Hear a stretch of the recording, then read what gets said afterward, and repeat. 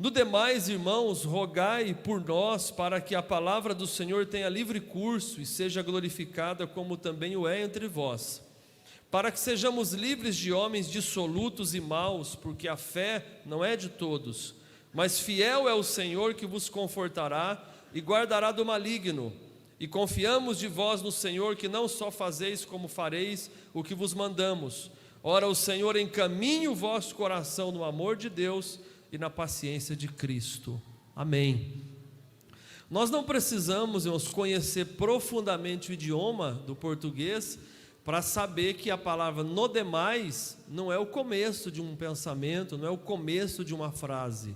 Se o texto está dizendo no demais, está fechando um assunto e está, na verdade, encerrando um pensamento, uma ideia, e como se ele estivesse dizendo, além disso, além do que eu falei, ou além disso tudo, aliás, ou ademais, ou seja, no demais, eu estou fechando um tema, eu estou fechando um pensamento que eu já comecei no capítulo 1, ele diz, no demais, irmãos, rogai por nós. Essa não é a primeira vez que Paulo pede oração, não é a primeira. Lá em Colossenses 4:3 ele diz, orem por nós. Em Efésios 6:19 ele diz, ore por mim, ele pede oração para ele. Em 1 Tessalonicenses 5:25 ele diz, orai por nós. E agora ele está dizendo, rogai por nós. Ele está pedindo oração, ele está clamando à igreja para que a igreja interceda por ele. Interceda por ele. Eu louvo ao Senhor pelos meus intercessores. Você tem intercessores? Você tem pessoas que você tem certeza absoluta que são os seus intercessores? Isso é muito importante, você pedir a Deus intercessores, pessoas que todos os dias oram por você, intercedem por você. E Paulo diz, ore por nós, mas ele tem um objetivo, ele não diz, ore para qualquer coisa, não, eu tenho um objetivo claro, e ele fala assim, orem para que a palavra do Senhor tenha livre curso e seja glorificada como também o é entre vós. Ele está dizendo, igreja, interceda para que a palavra tenha livre curso nos corações, para que a palavra não tenha nenhum impedimento, nenhuma barreira para chegar no coração do pecador, mas que a palavra tenha livre curso, que a palavra tenha livre acesso nos corações. Quando você chega num ambiente que você não tem, por exemplo, a senha da internet, você quer usar a internet, aí você não tem, aquilo é uma barreira para você poder resolver um assunto, não é? Pode ser um assunto corriqueiro, como entrar numa rede social, mas pode ser um assunto importante, responder uma mensagem do WhatsApp ou qualquer outra coisa. E aí você tem uma barreira que é a falta de acesso. E quando você tem a falta de acesso, normalmente você pede acesso, não é? Você pede acesso. Escuta, tem senha do Wi-Fi aqui, qual que é a senha e tal? Porque a internet, ela é o acesso para você poder mergulhar nesse mundo tecnológico e resolver a situação. Paulo está dizendo, existem barreiras para a palavra de Deus, não que a palavra não tem poder, irmãos, a palavra tem poder, mas às vezes o diabo ele quer colocar barreiras no nosso coração para a palavra não chegar, para a gente duvidar da promessa, para a gente não crer na promessa, para a gente não acreditar na palavra. Então ele diz, eu peço oração para que a palavra tenha livre curso no coração dos pecadores. Jesus contou a parábola do semeador, você se lembra da parábola do semeador? Quantas sementes eram? Era uma só. Quantas terras? 4. A semente nunca mudou, a semente sempre foi a mesma. Só que o que muda é o terreno que recebe a semente. E aí, o terreno é o nosso coração. Jesus diz, parte da semente que o semeador saiu a semear, ela foi lançada à beira do caminho. Então vieram as aves dos céus e comeram. Uma outra parte da semente que ele lançou, foi lançada entre os pedregais. E entre os pedregais, na verdade, ela não tinha raiz. E como ela não tinha raiz, ela não cresceu. Um terceiro solo que a semente caiu foi entre os espinhos. Tinha até raiz e ela cresceu, mas os espinhos sufocaram o desenvolvimento da semente. E a outra parte caiu em boa terra e deu fruto, e produziu fruto a 30, a 60 e a 100. A semente é a palavra de Deus que está sendo pregada nessa quarta-feira. O terreno é o seu coração e o meu. Então, quando a semente cai à beira do caminho, as aves vêm e comem, Jesus disse, é aquele que ouve a palavra, mas o diabo vem e rouba a palavra do coração da pessoa. Quando a semente cai entre pedregais, é aquele que ouve a palavra e recebe com alegria, mas logo desanima, se afasta e não quer saber mais de Jesus. A terceira semente, o terceiro solo que cai entre espinhos, Jesus diz, é aquele que recebe a palavra, ouve a palavra, mas as riquezas do mundo, os desejos desenfreados pelas coisas materiais, sufocam o crescimento da palavra. Mas o quarto solo é aquele que ouve a palavra, recebe a palavra, pratica a palavra, e a palavra dá fruto no coração dele, e ele produz fruto para a glória de Deus. Então, precisamos orar como Paulo pediu oração, para que a palavra tenha livre curso. Há um segundo pedido dele no versículo 2, ele diz assim, ore também para que sejamos livres de homens dissolutos e maus, porque a fé não é de todos. Paulo pede para que seja livre de homens dissolutos, ou seja, homens desequilibrados, homens que têm maldade no coração. Eu estava lendo ontem para um grupo de WhatsApp que o irmão me colocou lá do Maringá, para eu ajudar a fazer comentário da leitura. Eu falei que não ia fazer esse ano, aí caí no outro grupo, não tem como escapar dessas coisas. E ontem o meu comentário era Salmos 31, 32 e 33. E eu encontrei no Salmo 31, versículo 20, esta oração que ele fez, que o Senhor nos livre de homens dissolutos e maus. Coloque para nós Salmo 31 e 20.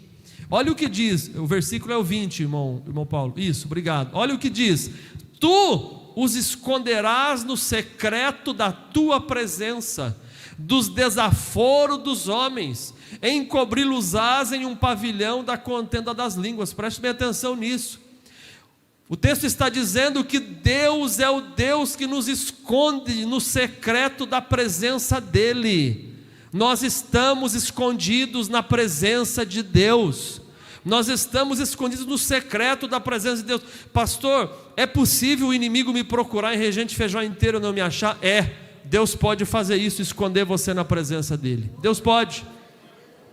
Quando Jeremias e Baruque foram ameaçados de morte pelo rei, diz a Bíblia que o rei mandou caçá-los por toda a nação, mas o texto diz, o Senhor os escondeu. Deus pode esconder você na presença dEle, no secreto da presença. E ele diz, Deus vai te esconder dos desaforos das pessoas. Tem muita gente desaforada, irmãos, desaforada, mas Deus nos guarda dessas pessoas. E Ele vai mais longe, Ele vai nos encobrir num pavilhão da contenda das línguas.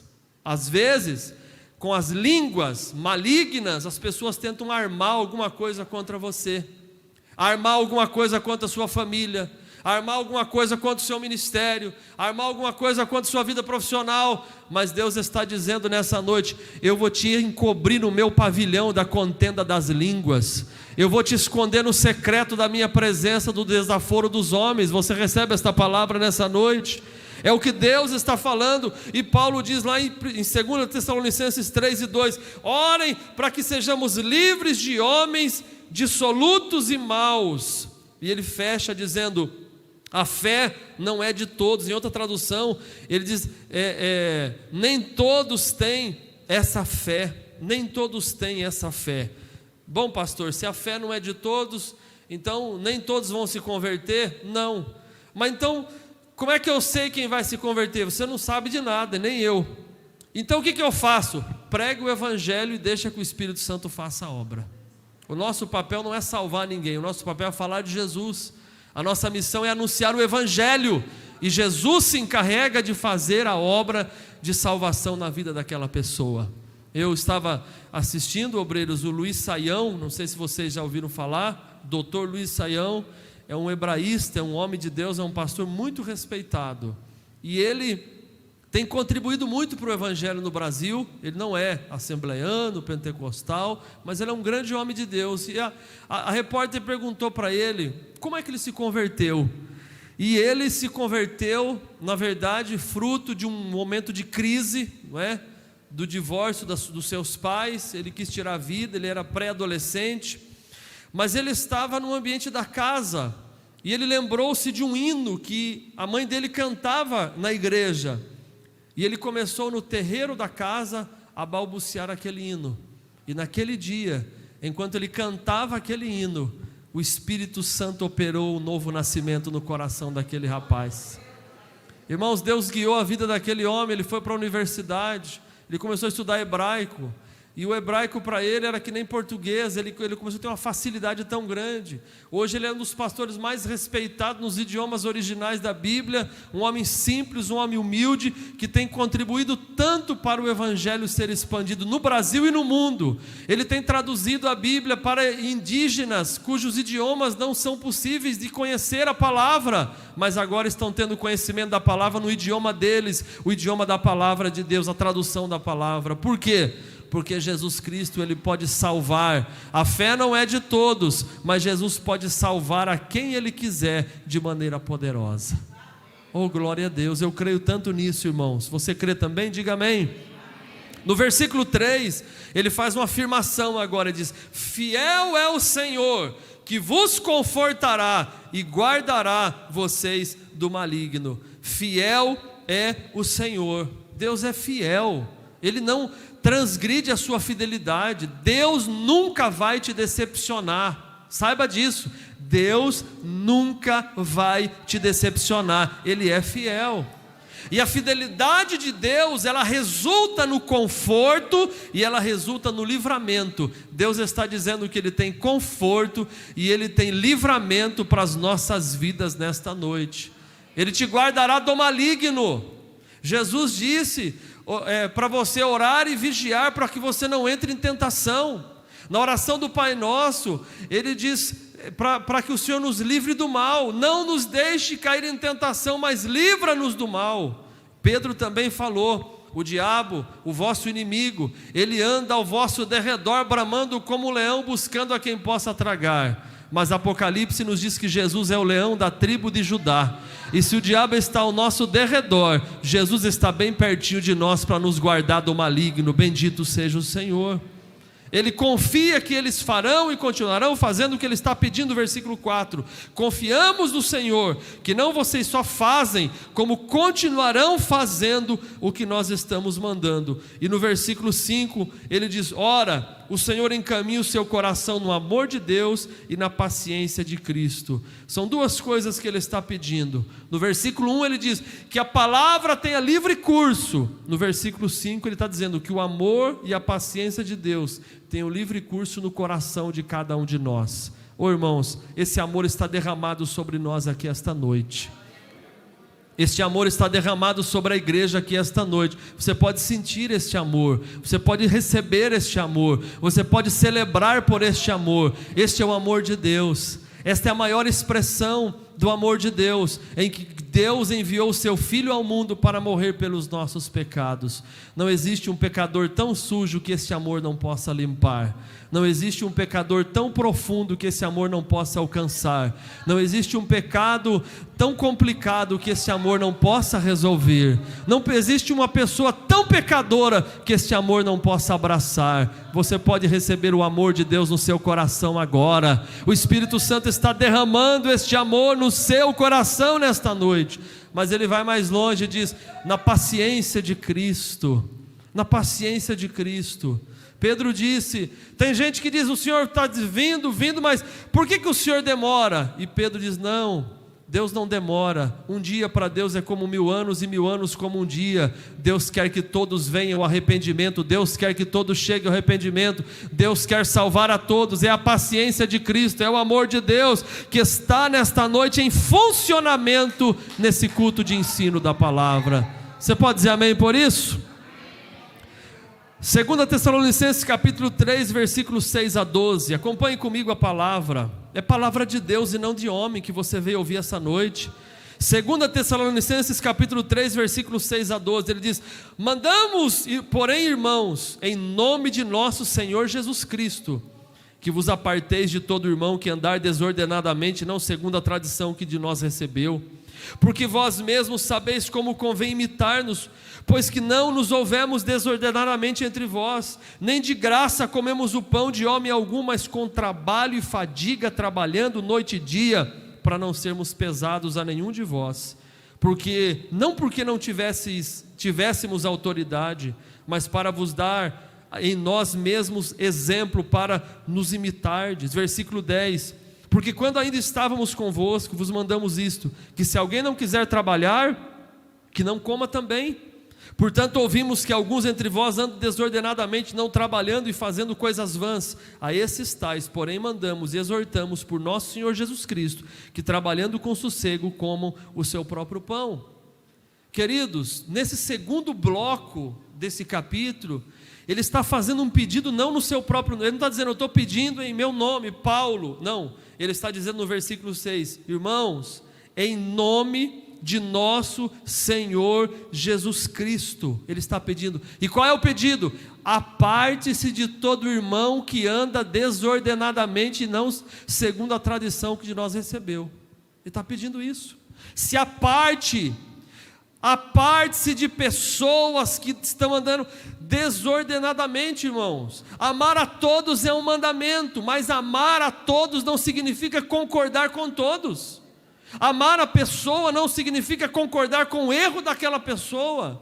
O que Paulo está dizendo é que o fato de amar não significa conviver diariamente com pessoas que são desordenadas, com pessoas que não querem viver a palavra, pessoas que mesmo estando na igreja não querem viver o evangelho.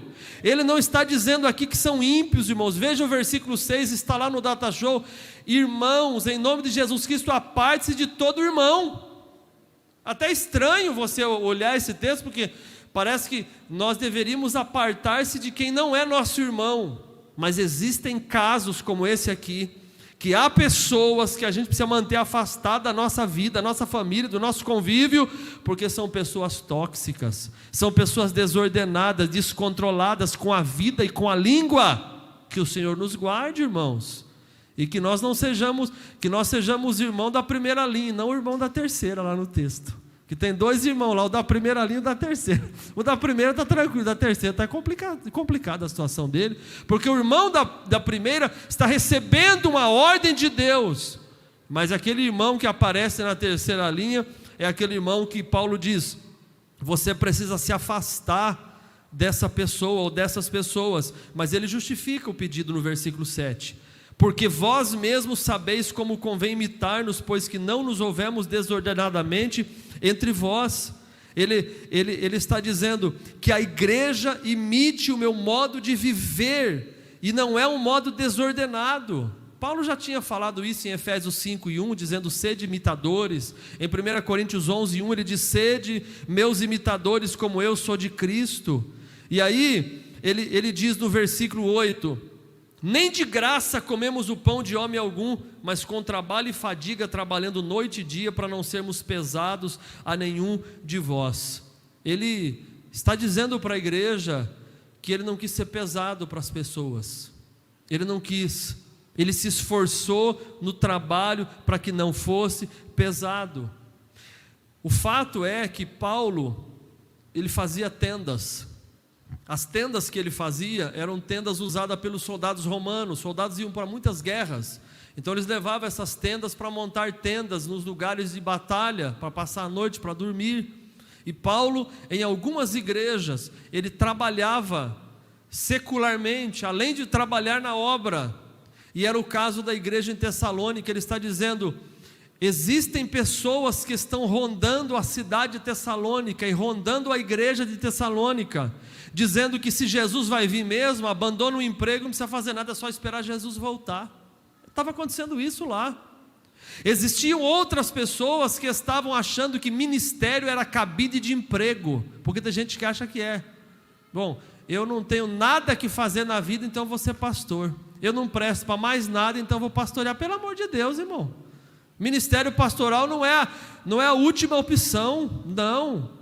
Normalmente Deus usa homens e mulheres no ministério, que se não estivessem no ministério, teriam muito sucesso fora do ministério, teriam muito êxito na vida profissional, mas Deus os tira de lá e os coloca para serem obreiros na casa de Deus. Agora, tem gente que tem esse conceito: bom, eu tentei ser pedreiro, não deu certo, tentei ser pintor, não foi também, tentei ser mecânico, também não deu certo, então como eu não presto para nada, eu vou ser pastor. Pelo amor de Jesus Cristo, esse pastor não serve para nada também? Não, as habilidades que Deus dá a um homem e uma mulher significam que Deus os separa para a obra, mas Ele está dizendo: eu não comi o pão de graça de homem algum, eu trabalhei com muita fadiga. O obreiro, a obreira, nós precisamos ser trabalhadores, esforçados, empenhados na obra. Como disse Salomão para a mulher de Provérbios 31, mulher virtuosa, ele diz: ela não come o pão da preguiça, né? Provérbios 31 e 27. Então, irmãos, uma grande diferença. Vocês estão rápido no data show, hein? Estou até assustado. Há uma grande diferença, e se eu falar o texto errado, eles botar lá e eu tenho que resolver. Graças a Deus o texto está certo. É estar atento ao andamento da casa e não come o pão da preguiça. Não come. Há uma grande diferença entre lazer e preguiça. Lazer e preguiça. O lazer é muito importante, a pessoa ter uma hora para relaxar, para descansar, para tirar férias, e deve aproveitar muito isso, muito, não deve abrir mão, não deve abrir mão. Eu peguei ainda uma fase diferente do ministério, mas eu ainda peguei essa fase mais antiga. Um pastor tirar férias, onde já se viu um obreiro tirar férias? Ué, o obreiro é robô? E tem pilha, dá para trocar pilha nas costas dele? Irmãos, crente não tira férias, porque quem passeia é o Satanás. Já ouviram isso? Eu já. Eles pegam aquele texto de Jó, quando Deus pergunta para o diabo: de onde tu vens? Ele diz: de rodear a terra e passear por ela. Ele fala: está vendo? Quem passeia é o cão, crente não passeia não. Só que é o seguinte, irmão, eles não leem a Bíblia direito, e eu vou provar que Jesus ganha no lazer, até no lazer ele ganha do cão. Na Bíblia o inimigo passeou só uma vez, Jesus passeou duas. Lá em Gênesis diz a Bíblia que na viração do dia Deus passeava no jardim, um a um, né? Lá em Daniel, quando estava Sadraque, Mesaque e Abidnego na fornalha de fogo, o rei olhou e disse: não lançamos nós 3 homens na fornalha? Lançamos. Por que, rei? Porque eu estou vendo 4 homens passeando na fornalha e o quarto é semelhante ao Filho dos deuses. Meu irmão, interpretações errôneas da Bíblia geram problemas. Eu fazia isso, porque eu ouvia isso dos meus pastores, então eu reproduzia. O pastor diz que crente não pode passear, eu também não pode mesmo. Uma vez fomos num evento na praça e os jovens foram tomar sorvete, eu era líder deles. Tinha 6, 7 jovens, mas eu era aquele líder brabinho. Clarina lembra disso, eu era brabinho. Hoje eu estou mais leve um pouco. Imagina se você me conhecesse mais brabinho. E aí, falei: irmão, cadê os jovens? Foram tomar sorvete, foram passear. Eu falei: quem passeia é Satanás, cadê os jovens? Já pensou que cabeça, irmão, em vez de eu ir junto tomar o sorvete? Eu devia ter ido junto, eu devia ser o primeiro, tomar sorvete. Mas assim, eu aprendi com os meus pastores. Ele está dizendo: você pode ter lazer, você pode aproveitar bem o seu tempo, só que na hora de trabalhar, faça o melhor. Não coma o pão da preguiça não, irmãos, não. Eu não aguento ficar parado. Isso faz, às vezes a Clarina tem até ciúme do meu escritório um pouco, porque eu fico lá impregnado, porque eu tenho que produzir, eu tenho que trabalhar, eu tenho que fazer as coisas. Eu não consigo ficar o dia inteiro: eu quero trabalhar para o meu Senhor, o dia inteiro. Eu não consigo. E eu não preciso, irmãos, cumprir horário no sentido de trabalhar numa empresa. Eu sou o pastor de vocês, eu moro aqui na cidade. Se eu quiser acordar meio-dia todo dia, eu acordo. Só que não tem como. Quando a gente consegue vir na oração, que hoje a gente conseguiu vir, é só a graça de Deus. Tem dia que consegue, dia que não consegue. 5h40, estamos de pé, já vem hora aqui, 1 hora daqui, já caminha mais 1 hora e o dia começa. E assim vai produzindo para Deus, para não ficar ocioso. Tem gente, irmão, que está cansado de descansar. Faz nada. Estou estressado. Por quê, irmão? Não faço nada. Misericórdia, irmão. Vai pegar uma roça, vai pegar uma enxada e carpir o quintal. Ele diz, de graça nós não comemos o pão. E aí ele diz assim no versículo 9, porque não que não tivéssemos autoridade, mas para vos dar em vós mesmos exemplo, para nos imitardes. Ele está dizendo, eu podia ser sustentado pela obra de Deus que eu comecei em Tessalônica, mas eu não vou fazer isso, porque tinha muitos aproveitadores, muitos irmãos. Irmãos, eu prego há 20 anos, e Deus guarde o meu coração agora, para dizer que eu estou me exaltando aqui no púlpito, que o Senhor me guarde, que o Senhor me guarde. Eu nunca cobrei de um pastor para pregar, eu só vou pregar aí por tanto, senão eu não vou. Nunca, 20 anos pregando para tudo quanto é lado. Mas hoje, nós estamos vivendo um tempo difícil, para vir, irmão, às vezes o pessoal da igreja, pastor, traz o fulano, o pessoal não conhece o sistema como é. Traz o cantor tal, pastor. O camarada cobra 5 mil para cantar 2 hinos, irmão. Você não sabe disso, não? Não estou dizendo que é todo mundo, não é todos, mas tem gente que é assim.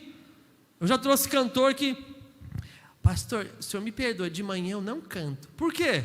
As minhas amígdalas. Rapaz, eu prego de madrugada, eu prego 3 horas da manhã, e com oferta dessa eu faria um louvor, voz e violão, Jonas José. Irmão. Uma vez um pastor ligou para mim, rapaz, eu ia dar R$500 de oferta por mão, ele não foi pregar. Eu falei, ligasse para mim, me desse 50, eu pregava a noite inteira. Então, nós precisamos entender que os aproveitadores estão por aí, mas o Senhor nos guarda, o Senhor nos guarda, o Senhor nos guarda. Agora, eu não convido quem cobra oferta, mas eu nunca deixo sem oferta quem eu convido. Isso é uma regra. Eu nunca convido quem estabelece oferta, mas eu nunca deixo embora sem oferta quem eu convido. Porque a pessoa saiu de casa, botou o terninho dele, ou a irmã colocou lá o vestido dela, veio aqui, saiu da cidade onde ela veio pregar, não é? Eu já passei muita coisa. Se eu começar a desabafar, que vocês vão chorar comigo. Fui num congresso lotado, não tinha um centavo no bolso. Faz muito tempo isso. Se fosse hoje, igual. E lotado. Montaram uma barraca de pastel na porta lateral da igreja. Barraca de pastel, tinha pastel de queijo. Parece que aquele dia, irmão, o cheiro estava mais gostoso, sem dinheiro. O pregador era eu, igreja lotada. Ele não me deu um centavo de oferta para o combustível do meu carro. Ele não me deu um pastel. Meus filhos eram tudo neném pequeno. Eu fui embora chorando, mas não foi de alegria, foi de nervoso e de raiva. Ué, eu tenho que falar a verdade, ué. Eu dirigindo, meus filhos queriam um pastel, e eu com raiva assim, tribuloso, nunca mais eu venho nesse lugar.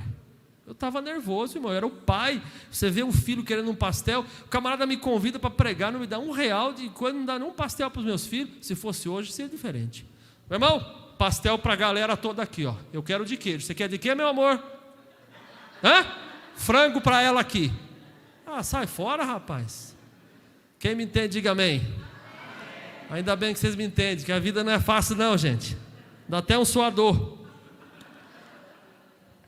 Agora, não que não tivéssemos autoridade, mas para vos darem nós mesmos exemplo. Versículo 10. Porque quando ainda estávamos convosco, vos mandamos isto, que se alguém não quiser trabalhar, que também não coma. Eu imagino que era uma frase usada naqueles tempos, ele pegou essa frase popular e ele colocou. E é uma frase inspirada pelo Espírito Santo, porque está na Bíblia. É forte essa frase, né? Se alguém não quiser trabalhar, não coma também. Quer comer? Tem que trabalhar. Quer se alimentar? Tem que trabalhar. Quer encher a barriguinha? Tem que trabalhar. Isso é bom, porque criar os nossos filhos assim é importante. Nossa casa não é hotel, nossa casa é um centro de treinamento para o futuro. Não é verdade, irmãos? Para a gente poder ensiná-los. Olhe para a Bíblia, por exemplo. Você vê Jeremias, que tinha muitas qualidades e pensou em desistir, mas trabalhador. Ele disse, era como fogo nos meus ossos. Amós, na Bíblia, era agricultor e pecuarista, mas ele entregou tudo para atender o chamado de Deus. Davi, olha as qualidades de Davi antes de ser um rei. 1 Samuel 16, 17 e 18. Eu estou falando aqui de gente que trabalha, gente empenhada. Olha só, o versículo 17, como está no Data Show. E disse Saul, Buscai-me um homem que faça o quê, irmãos? Que toque como? Toque desafinado? Ele era músico, ele tocava harpa. Que toque o quê? Bem. Eu quero gente que toque bem, disse o rei. Não é que Fó maior. Tem gente que toca em Fó maior. A nota nem existe. Eu quero que toque bem. Olha o versículo próximo, por favor, queridos. Coloque para nós. Então respondeu um dos moços e disse para o rei: eu tenho visto um filho de Jessé, o belemita. Agora as qualidades dele: sabe tocar, é valente, é vigoroso, é homem de guerra, é prudente nas palavras, é de gentil presença, e o Senhor é com ele. Glória a Deus. Que o Senhor nos ajude esta noite a ter essas qualidades. Que saber tocar bem significa aquilo que você faz na empresa, na escola, em casa, seja o que for, faça bem feito, faça com excelência, faça o seu melhor. Isso é saber tocar bem. Valente é não ser alguém que desanima diante das primeiras lutas. Vigoroso é alguém que é constante e não inconstante. Homem de guerra é alguém preparado para a batalha. Prudente em palavras é alguém cuidadoso com a sua boca. Gentil presença é alguém agradável. O Senhor é com ele, é alguém que serve a Deus de todo o coração e sabe: Deus está comigo, Deus está comigo, Deus está comigo. Eliseu estava trabalhando com 12 juntas de bois quando Elias o encontrou na Bíblia. Ele estava trabalhando duro, irmãos. Muita gente quer a capa da unção de Elias, mas não quer vestir a roupa do serviço de Eliseu. Quer trabalhar na obra de Deus, mas não quer se esforçar. Neemias era copeiro do rei e fazia um trabalho tão excelente que um dia o rei falou: por que você está com esse rosto? Você nunca me apresentou diante de mim desse jeito? Ele sabia, ele era um funcionário excelente. A gente sabe quem é excelente, mas só você vai no mercado, você vê os caixas do mercado, você sabe quem trabalha bem. Você vai na pizzaria, o rapaz que te atende, você sabe. Você vai na lotérica, você sabe quem faz porque ama, porque quer fazer o melhor. O vendedor de loja, qualquer um, ou é por obrigação. Por obrigação. Olha para a sua cara assim, tipo: vai comprar ou não vai? Com essa roupa sua de pobre. Se vai, vai. Se não vai, não vai. Vai, tchau. É assim, irmão. Não trata você com dignidade. O crente é excelente no que faz. Pedro era pescador e sustentava a sua família com o seu trabalho. Paulo era um grande intelectual antes de ser chamado para a obra de Deus. Você pode entender isso? Diga amém. Paulo orienta a igreja, e o Espírito Santo está nos orientando por esses dois motivos. Um grupo dizia: Jesus vai voltar, não precisa trabalhar. É um erro. Jesus vai voltar, mas nós temos que estar trabalhando. O outro grupo estavam ociosos e sem trabalho. O que eles faziam? Eles gastavam horas e horas em atividades inúteis, como por exemplo espalhar mexerico e fofoca no meio da congregação. Não tinha o que fazer. E Paulo está combatendo essas pessoas e dizendo: afastem-se dessas pessoas. Vamos fechar a nossa mensagem, nosso último bloco de mensagem, capítulo 3, versículos 13 a 18, irmãos. Leia comigo, por gentileza. 2 Tessalonicenses 3, 13 a 18. E vós, irmãos, não vos canseis de fazer o bem, mas se alguém não obedecer a nossa palavra por esta carta, notai o tal, e não vos mistureis com ele para que se envergonhe. Todavia não o tenhais como inimigo, mas admoestai-o como irmão. Ora, o mesmo Senhor da paz vos dê sempre paz de toda maneira. O Senhor seja com todos vós. Saudação da minha própria mão, de mim, Paulo, que é o sinal em todas as epístolas, assim escrevo. A graça de nosso Senhor Jesus Cristo seja com todos vós. Paulo está convidando a igreja, dizendo no versículo 13: não se cansem de fazer o bem. Já disse aqui o nosso irmão Aldeni no momento da oferta: além de eu entregar o meu dízimo, a minha oferta, muitas vezes eu faço bem para outros. Eu faço bem. Quando eu fui fechar a negociação desse carpete aqui, que ficou lindo por sinal, o dono da empresa, ele está com 84 anos, 54 anos trabalhando na mesma empresa. E eu falei que eu trabalhava com o Samuel Padilha, o nosso pastor, e ele falou: conheço a família Padilha toda. E ele disse: há 30 anos atrás, eu colocava um carpete lá na Rua Bela, lá na sede, e o pastor Padilha estava em pé ao meu lado. E chegou um irmão durante o dia e disse: pastor, ore por mim, acabou o meu gás, não tenho dinheiro para comprar o gás para a nossa família. E o pastor Padilha perguntou qual é o valor do gás, e ele disse, o pastor colocou as mãos no bolso, escolheu o dinheiro e entregou para ele. E aquele homem disse: eu nunca mais esqueci daquele gesto do pastor. Irmãos, gestos falam mais do que palavras, atitudes falam mais do que palavras, e o Espírito Santo te trouxe essa quarta-feira para falar com você. Irmãos, não se canse de fazer o bem, não se canse de fazer o bem, não se canse de fazer o bem. Versículo 14: se alguém não obedecer a nossa palavra por esta carta, note o tal, e não vos mistureis com ele, para que não se envergonhe. De novo Paulo pede para não se misturar com aqueles que não querem obedecer a palavra. No versículo 6, se aparta deles. No versículo 14, não se misture com eles. Tem gente que anda misturado, irmãos, com pessoas que não trazem nenhum benefício para ele e para ela. Cuidado com as suas convivências, cuidado com as pessoas que você convive. Ore ao Senhor e peça direção. Estávamos falando sobre isso aqui, os obreiros, conversando sobre essa dificuldade de amizades sinceras, de pessoas sinceras. É só eu que percebo isso, irmão? Será que não é verdade? A geração de hoje, amizades assim, a minha mãe tem umas amizades com as irmãs lá, irmão, que é uma coisa incrível. Eu nunca, não nasceu na mesma casa, mas aquela amizade gostosa, antiga, aquela amizade boa. Mas ele está dizendo: não se misture com algumas pessoas que não querem obedecer a palavra. A ideia aqui, que ele está dizendo, para admoestar, veja o 15, versículo 15: todavia não tenha como inimigo, mas admoestai-o como um irmão. Aqui de novo, era um crente, era um irmão.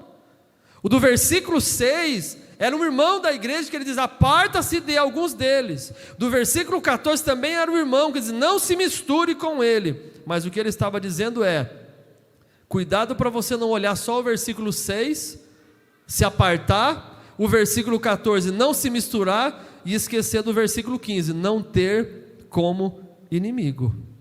Há uma grande diferença entre você não conviver com algumas pessoas que são tóxicas, pessoas que não agradam a Deus, pessoas que não agregam valor para você, é uma coisa. Agora Paulo está dizendo no versículo 15, não tenha essa pessoa como inimigo, porque aí você não está vivendo o evangelho. Não, o pastor ensinou que eu não posso conviver com algumas pessoas, eu quero ir para o céu, mas 5 quilômetros de distância, aquilo ali é meu inimigo mortal. Não, meu filho, você não vai para o céu não. Se você tiver inimigo, você não vai para o céu, não vai, porque o texto está dizendo: você pode se apartar, você pode não se misturar, mas você não pode ter a pessoa como sua inimiga. Quem está entendendo, irmão? Diga amém. Mas eu amo a palavra, ela corta para a direita, corta para a esquerda, e não tem onde você se escapar não, ela te pega igual assim no canto da parede. E aí ele diz assim: admoeste essa pessoa, significa reprove gentilmente, advirta, chama a pessoa, fala: você não está certo com isso aqui. Agora, pastor, qual vai ser a reação daquela pessoa? A reação dela vai ser o que diz Salomão: o tolo não aguenta a repreensão, mas o sábio ama ser repreendido porque ele cresce. Aí que está. Porque quem não suporta a repreensão, ele nunca vai crescer, ele vai ser um tolo a vida toda. Agora quem é sábio, ele ouve a repreensão. Quando eu passei na banca de qualificação do doutorado, eu celebrei, eu agradeci a Deus, mas agora eu imprimi o relatório dos professores da banca das correções. Irmão, dá até desgosto, dá vontade de falar: não passei não, gente, eu não passei não, foi um erro, mas eu passei. Só que com ressalvas, correções e mais correções. As correções são importantes para nós. Paulo termina, e eu também termino nesta noite, com esses últimos 3 versículos, onde ele encerra de maneira muito especial. Eu entendo que as últimas palavras de uma pessoa importam muito.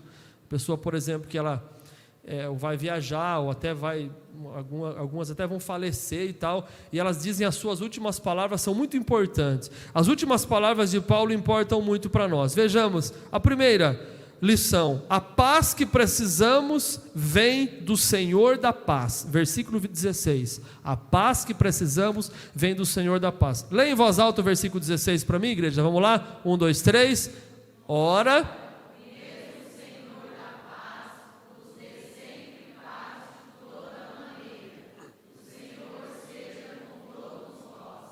Você pode dizer amém por isso, irmãos? Na Bíblia Deus é chamado de Jeová Shalom, o Senhor é a nossa paz. E Ele está dizendo que esse Senhor que é a nossa paz, dê a paz para vocês de todas as maneiras. Que maneira? Que na sua casa tenha paz, no casamento tenha paz, com seus filhos haja a paz, que no seu trabalho, que nos seus estudos, que na sua vida diária, que essa paz de Deus seja nesta noite verdade em sua vida e em minha vida. Mas a segunda lição, no versículo 16 ainda, a presença que precisamos vem do Senhor que está presente. O Senhor seja com todos vós, Ele está dizendo. Se o Senhor é chamado Jeová Shalom, o Senhor é a paz, Ele é chamado de Jeová Shammah, o Senhor está presente. O Jeová Shammah está aqui desde o começo do culto, Ele está presente aqui esta noite, e Ele pode curar ainda hoje, Ele pode restaurar ainda hoje. Ele é Jeová Shammah, o Senhor o Senhor está presente.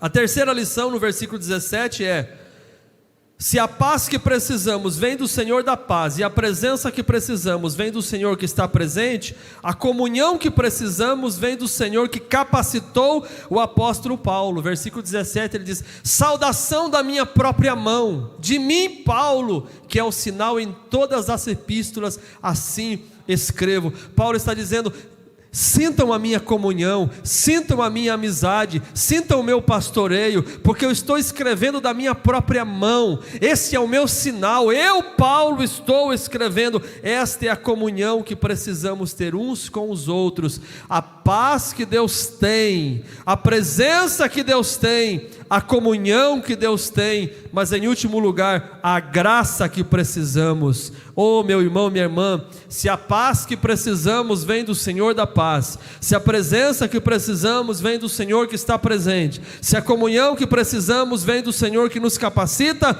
a graça que precisamos vem do Senhor gracioso. Versículo 18: a graça do Senhor Jesus Cristo seja com todos vós. Este é o maior presente que temos, é a presença de Jesus conosco, é a graça de Deus conosco, é o poder de Deus conosco. Você está aqui essa noite porque o maior presente Deus te deu, o nome dele é Jesus Cristo. Ele esvaziou-se de si mesmo, ele veio à terra, ele morreu por nossos pecados, mas ele ressuscitou ao terceiro dia e ele está vivo para todo sempre. Oh, que graça abundante, que graça triunfante que o Pai nos deu. Esta é a mesma graça que eu desejo a todos nós nesta noite. Você pode dizer amém?